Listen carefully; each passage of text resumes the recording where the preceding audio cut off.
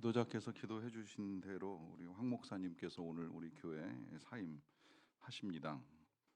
이제 며칠 있으시면 비행기 타고 하늘에 오르시어 캐나다에 있는 담임 목사 자리에 앉으시게 될 것입니다.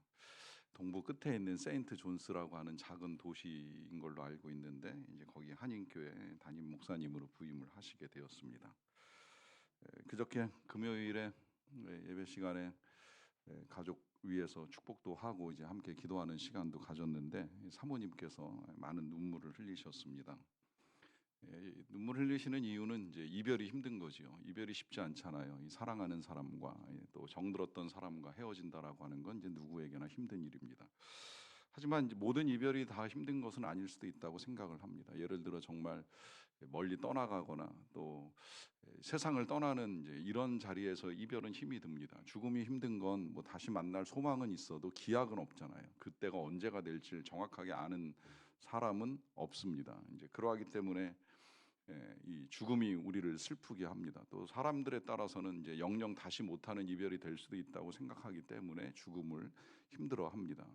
하지만 뭐 잠시 출장 간다, 뭐 여행 간다, 그리고 유학 간다, 이제 이런 이별 좀 힘들긴 할지 모르겠지만 그래도 곧 다시 만나겠지라고 하는 이 생각 때문에 이제 그 이별을 쉽게 받아들일 수도 있습니다.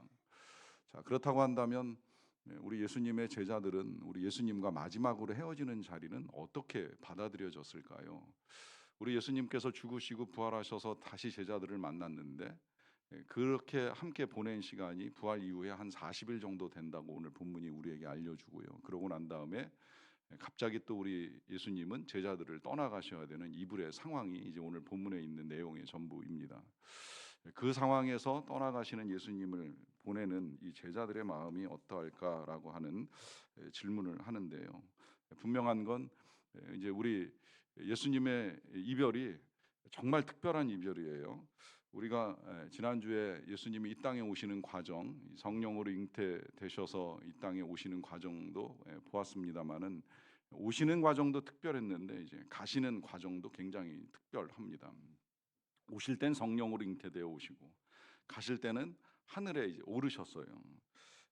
그걸 이제 오늘 이 본문이 아주 상세하게 설명을 해주고 있습니다. 설명하는 이 사도행전의 저자는 누가로 우리에게 알려져 있고요. 누가는 누가복음을 쓴 사람입니다. 이 누가복음을 쓸 때 이 누가가 아예 처음부터 계획을 하고 이제 전편 누가에는 예수님의 모든 출생으로부터 승천하신 날까지의 일을 기록하였다고 이제 오늘 본문에서도 요약을 해주고 있고요. 그러고 난 다음에 그 이후에 이제 성령이 강림하시고 교회가 세워지고 교회를 통해서 예수님의 제자들이 어떤 사역들을 이루어 갔는가 하는 건 이제 사도행전에 기록을 남겨 주었습니다. 그래서 오늘 본문에 우리 예수님께서 제자들과 함께 40일 동안 계시면서 하나님 나라의 일들도 이제 알려주시고 또 이제 몇 가지의 당부와 약속까지 하시는 것을 볼 수가 있는데요. 그러고 난 다음에 이제 우리 예수님께서 하늘에 오르시는 이 상황을 이렇게 설명을 해 줍니다. 9절 본문인데요. 이 말씀을 마치시고 그들이 보는데 올려져 가시니 구름이 그를 가리어 보이지 않게 하더라 합니다. 여기서 이제 우리가 이해하기 힘든 내용이 나오는 거죠. 그것은 예수님이 제자들이 보는 데서 하늘로 올려져 가셨다라고 하는 것입니다. 참 이해하기 힘들어요. 사람이 어떻게 하늘로 올라갈 수 있을까라고 하는 생각을 하게 되는데 이와 같은 이제 내용을 누가가 우리에게 전해주는 이유는 이것이 이제 당시에 많은 사람들의 증언을 바탕으로 한 기록이기 때문입니다. 우리가 지난주에 예수님의 출생에 관한 기사를 읽으면서 이제 마태복음을 봤잖아요. 그 마태복음의 증언은 요셉의 증언을 바탕으로 해서 예수님이 어떻게 잉태되셨는가 하는 것을 말씀드렸고 거기에 이제 제가 참고로 누가도 마리아를 만난 기록을 가지고 예수님이 어떻게 잉태되셨는가 하는 증언이 담겨 있다고 말씀을 드렸어요. 자, 이 누가가 이제 그렇게 복음서를 통해 예수님의 출생도 쓰고 또 사도행전을 통해 예수님의 승천의 기사도 쓰는데 이게 참 이해하기가 좀 어려운 거 한 가지는 뭐냐면 이 누가의 직업이 의사입니다. 제가 알기로 의사는 객관적 사실에 근거해서 이 검증된 사실만을 받아들인다고 하는 사람으로 알고 있는데 이 의사가 정말 믿기 힘든 사실, 성령으로 잉태됐다는 사실로부터 예수님이 하늘로 승천하셨다는 사실까지를 다 믿고 기록으로 이제 우리에게 남겨준 거예요. 이걸 어떻게 믿을 수 있었겠습니까? 증거가 뭐냐? 뭐 증거는 모르겠지만 어찌 되었건 누가는 많은 증인들을 만나면서 확인한 사실을 기록하고 있는 거예요. 이게 한두 사람이 목격한 사실이 아니라는 겁니다. 한두 사람의 이야기로 전해진 걸 가지고 지금 기록해 나가는 것이 아니라는 거예요. 많은 증인들을 통해서 사실로 확인된 내용을 정확하게 지금 우리에게 알려주고 있는 것입니다. 그러니까 우리 예수님이 하늘에 오르셨다는 건 한두 사람이 본 이야기를 쓴 것도 아니고 한두 사람이 지어낸 이야기를 쓰는 것도 아니고, 우리 예수님께서 하늘에 오르실 때 이미 많은 제자들이 예수님이 올라가시는 것을 다 보았다는 거예요. 그리고 그렇게 올라가실 때 오늘 본문이 우리에게 알려주는 것처럼 처음엔 우리 눈에 보이셨지만 이제 나중에 그야말로 오르시다 보니까 우리가 하늘에 구름이 있는 건 너무 분명하게 알려져 있는 사실이고, 그 구름 속에 사라진 예수님을 볼 수 없게 되었다라고 하는 것이 이제 분명하게 증거하고 있는 승천의 사실이고요. 이것이 너무 이제 신비하다 보니까 제자들도 예수님을 뚫어지게 쳐다봅니다. 그게 이제 10절의 내용이죠.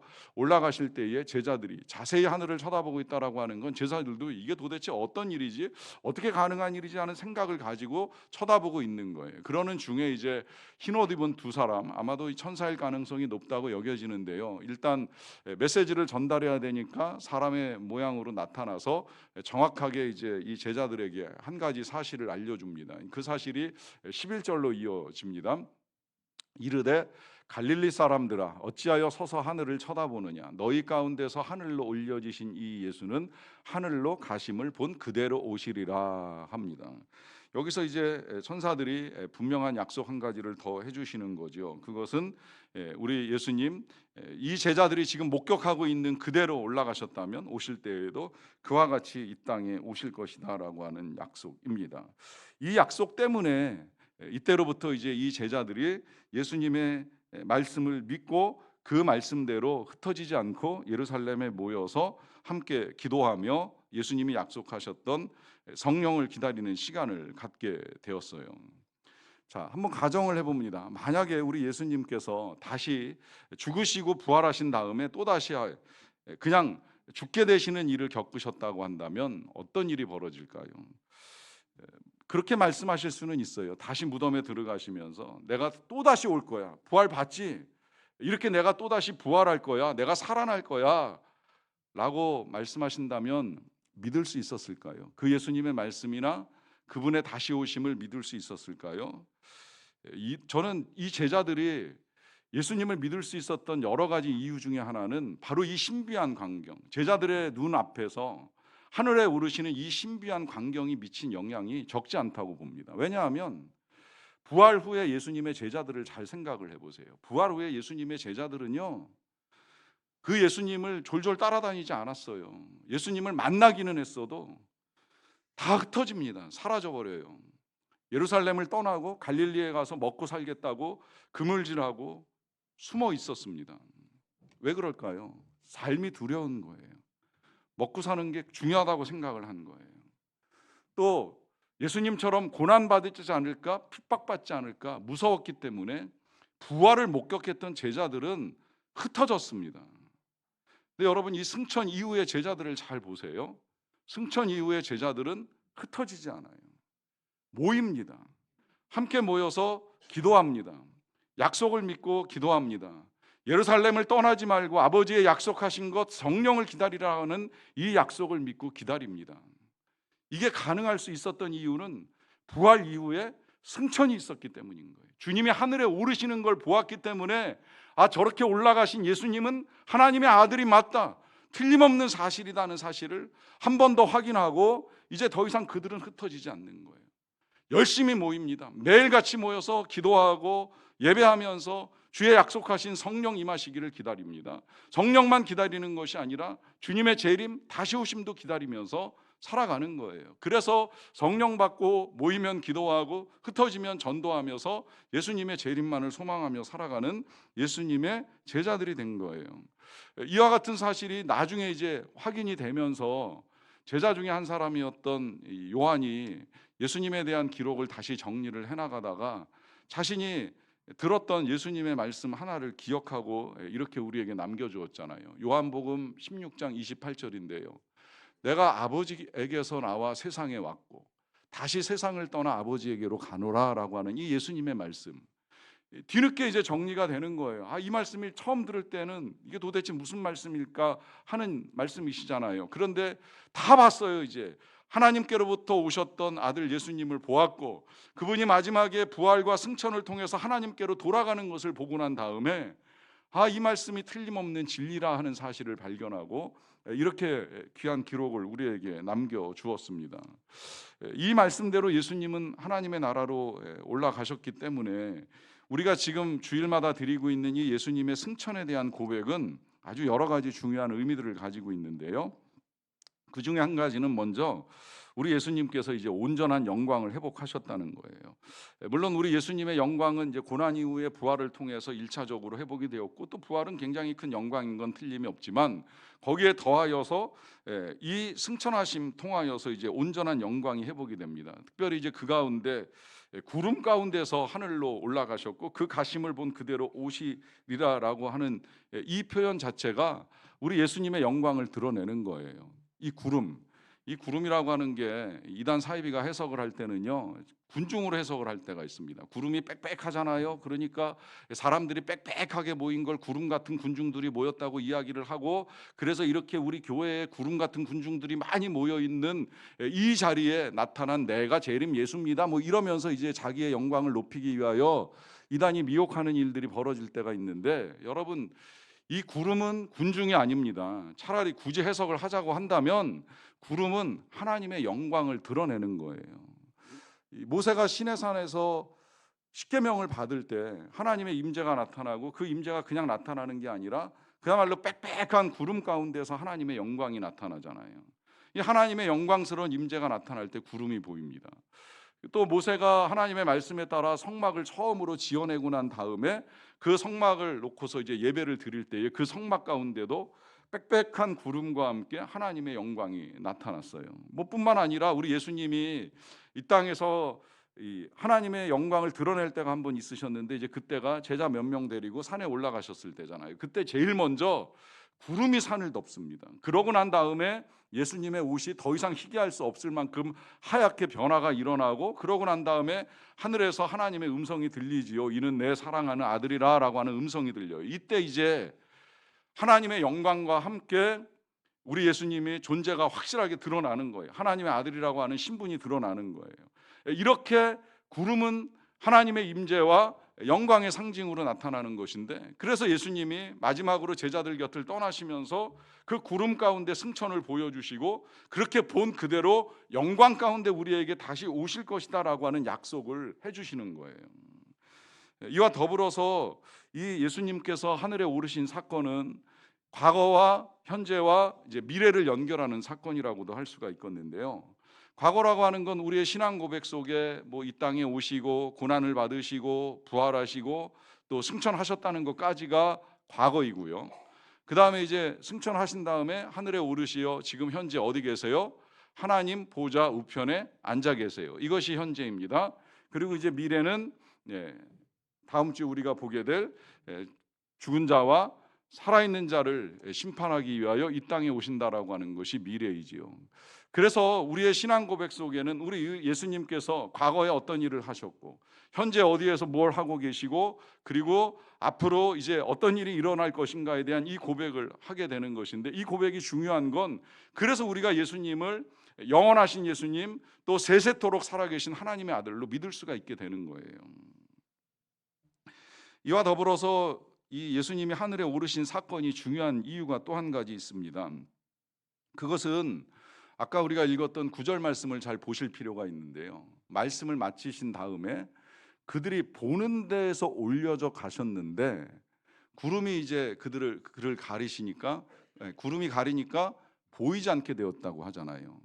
자, 보였다가 보이지 않습니다. 물론 이제 구름의 영향일 거라고 생각을 합니다만은, 그러나 그 구름의 영향보다 중요한 건 우리 예수님은 보이는 제자들의 눈앞에 계셨다가 보이지 않는 하나님의 보좌 우편으로 자리를 옮기신 거예요. 그러니까 우리 예수님의 이 승천 사건은 보이는 세상과 보이지 않는 세상을 연결시켜 주시는 거예요. 눈에 보이는 현상이나 사건이 전부가 아니라 보이지 않는 세상과 보이지 않는 하늘과 보이지 않는 천국과 지옥이 있다는 사실을 우리 예수님의 승천 사건을 통해서 우리에게 확실하게 이제 드러내 주시는 거예요. 이게 처음에 이제 말로 전해질 때는 제자들도 우리들처럼 늘 의아해하며 의심하는 거예요. 예수님이 말씀 전하실 때 자주 그런 말씀을 하셨어요. 너희의 보물을 땅에 쌓지 마라, 하늘에 쌓아두라.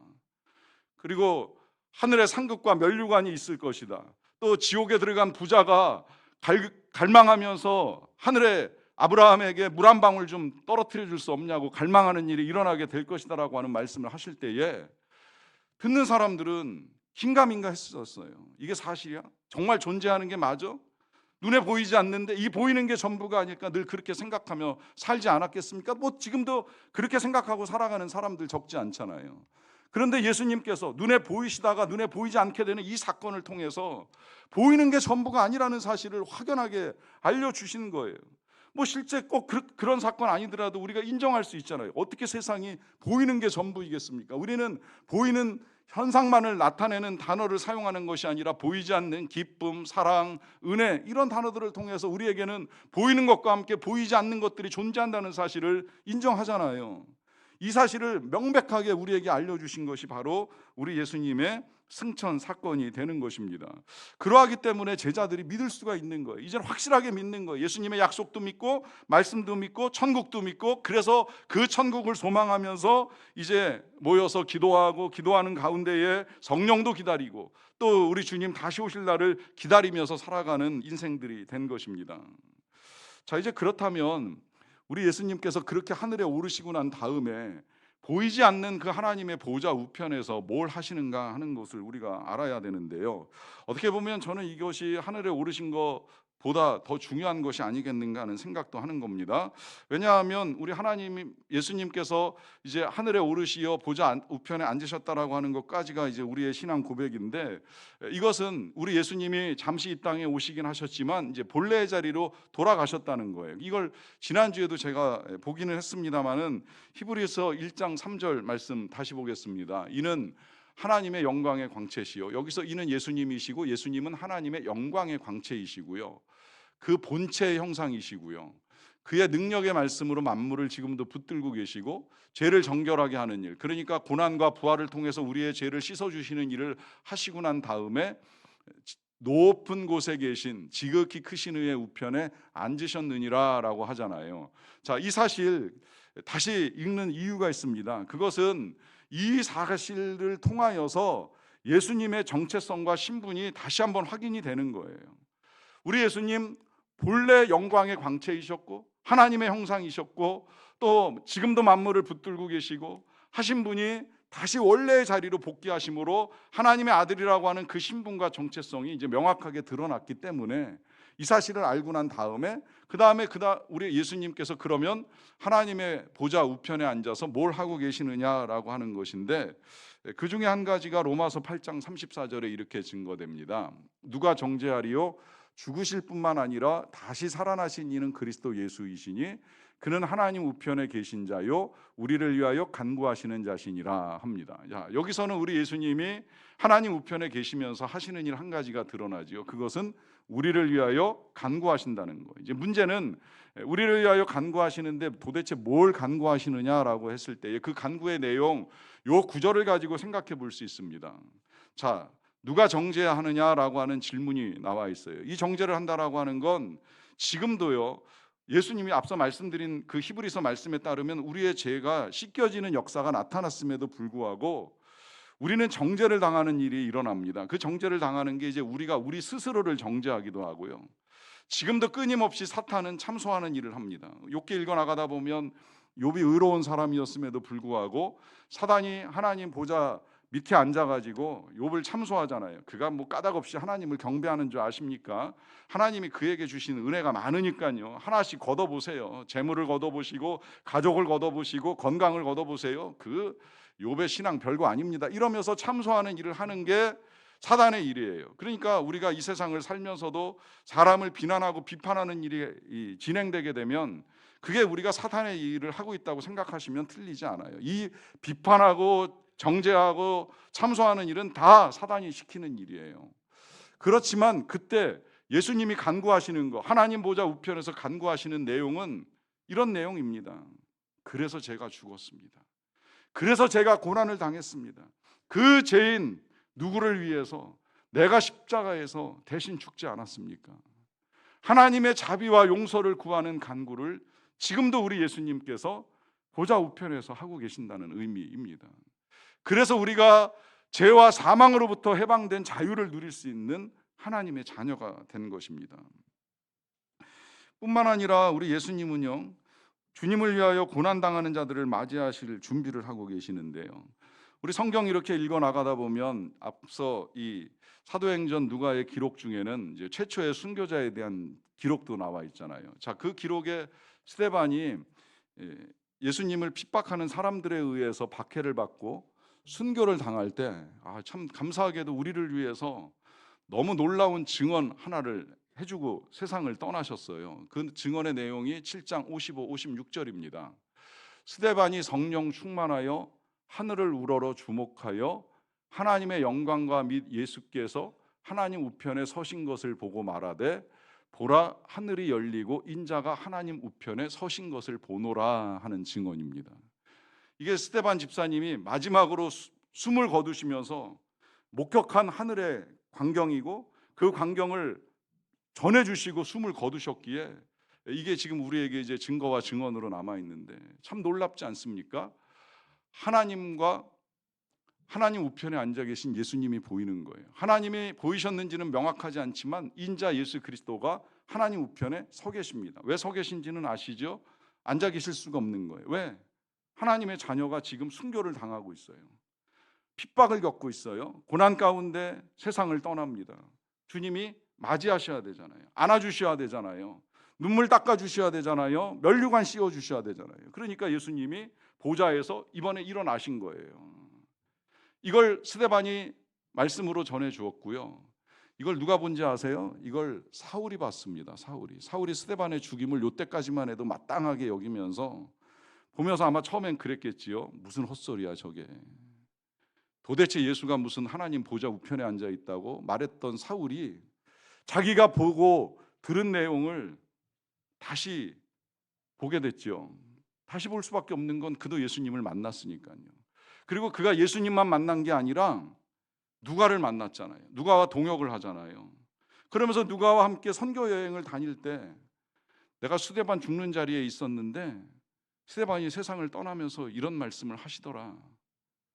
이 내용을 누가가 우리에게 기록으로 남겨준 겁니다. 놀랍지 않습니까? 그래서 우리 예수님이 하나님 보좌 우편에 앉아 계시다라는 것도 너무나 명백해졌고 그냥 앉아만 계시는 것이 아니라 때로 그 백성이 하나님 나라에 들어올 때가 되면 일어나서 맞이하시고 상급 주실 준비를 하고 계신다 하는 것까지 우리가 알 수 있게 주셨습니다. 그러하기 때문에 이 사도 바울이요, 예수님 전하고 복음을 증거하다가 감옥에 갇히는 일도 여러 번 겪는데 그 감옥 속에서, 로마의 감옥 속에서 골로새에 있는 교인들에게 편지를 쓸 때 편지 속에서 이런 당부하는 걸 우리가 볼 수 있습니다. 골로새서 3장입니다. 그러므로 너희가 그리스도와 함께 다시 살리심을 받았으면, 이 말은 우리가 그리스도와 함께 다시 살아난다는 사실을 믿는다면 그러면 이제 위의 것을 찾으라라고 하는 거예요. 자, 거기는 그리스도께서 하나님 우편에 앉아 계시느니라라고 하면서 위의 것을 생각하고 땅의 것을 생각하지 말라는데 여기서 증거 또다시 해주잖아요. 거기 하늘에는 예수님께서 하나님 우편에 앉아 계신다. 이런 증거를 사도 바울이 자신 있게 할 수 있는 건 자기가 목격했던 스데반의 순교를 보았기 때문인데요. 중요한 건 이제 이런 사실, 그리스도께서 정말 하나님 우편에 앉아 계신다는 사실을 믿는다면 제발 당부하기를 위의 것을 생각하라. 반복해서 당부하는 거예요. 제발 좀 땅의 것 생각하지 말아라. 이 땅에서 어떻게 먹고 살지, 어떻게 부자가 될지, 어떻게 유명해질지, 어떻게 내 맘대로 살아갈지 이 땅의 것에 목숨 걸고 살지 말고 하나님이 정말 기뻐하시는 것이 뭐고 하나님이 원하시는 것이 뭔지, 하늘에 보물을 쌓는 게 뭐고 뭐가 하늘의 상급을 위한 것인지 면류관을 위한 것인지 이걸 좀 생각하며 살 수 없느냐라고 하는 당부를 간곡하게 하시는 거예요. 왜냐하면 그 이유가 그 다음에도 나오는데요. 3, 4절입니다. 이는 너희는 이미 십자가에서 죽은 사람들이고 너희의 생명은 그리스도와 함께 하나님 안에 감추어졌다라고 하는데요. 저는 이 구절도 이번에 이 승천에 관계된 말씀을 준비하면서 새롭게 봤어요. 여러분, 지금도 우리가 아직도 의심이 있고 믿음이 없다면 그건 예수님이 감추어져 있기 때문이거든요. 눈에 안 보이잖아요. 지금 내 눈에 안 보이니까 정말 있어? 맞아? 이런 의심을 아직도 떨치지 못하는 사람들이 있어요. 분명히 보이지 않는 예수님이 계시고 천국이 실제하고 지옥이 있음에도 불구하고 의심을 갖는 사람들 앞에 사도 바울이 알려주는 거예요. 다 감춰져 있다. 그러나 우리의 생명이신 예수 그리스도께서 나타나실 때에, 그때에 우리도 영광 중에 나타날 것이다. 여기에는 감춰져 있는 건 예수님만이 아니라 우리의 생명, 우리의 이 영원한 생명도 감춰져 있다 보니까 지금은 알 수가 없는 거예요. 그러나 이 숨겨져 있는 모든 것들이 다 드러날 때가 나타난다는 거죠. 그리스도와 함께, 그리스도를 통해서 예수님만 나타나시는 것이 아니라 우리 안에 감추어진 이 영원한 생명까지도 나타나기 때문에 우리도 그가 나타나시면 그와 함께 이제 영광 중에 나타날 것이라는 의미입니다. 여러분, 이 말씀은요, 우리 예수님이 승천으로 끝나는 것이 아니라 이제 다음 주에 보게 될 다시 오심까지 연결이 되는데요. 그때 우리 안에 드러나지 않았던 것들이 다 드러나게 된다는 거예요. 그래서 이 말씀은 우리도 예수님과 같이 승천할 수 있다는 것을 말씀하시는 것입니다. 그리고 이 말씀은 우리가, 저와 여러분들이 무덤을 향해서 가는 존재가 아니라 하늘을 향해 가는 존재라는 사실을 잊지 말라고 당부하시는 것입니다. 여러분, 무덤에 간다고 생각하기 때문에 무덤에 가기 싫고 어떻게 하면 이 땅에서 잘 살아볼까, 오래 살아볼까 애쓰며 사는지 모르겠어요. 우리는 무덤을 향해 걸어가는 사람들이 아닙니다. 하늘에 오를 사람들입니다. 하늘에 올라 우리보다 앞서 올라가신 예수님을 만날 사람들입니다. 그러하기 때문에 우리의 소망이 땅이 아닌 하늘에 있어야 되고, 그 주님을 만날 때까지 우리에게 허락하신 바 된 이 믿음을 굳게 지키고 나아가야 됩니다. 이 믿음 가운데 나아가는 저와 여러분 되시기를 간절히 축원합니다.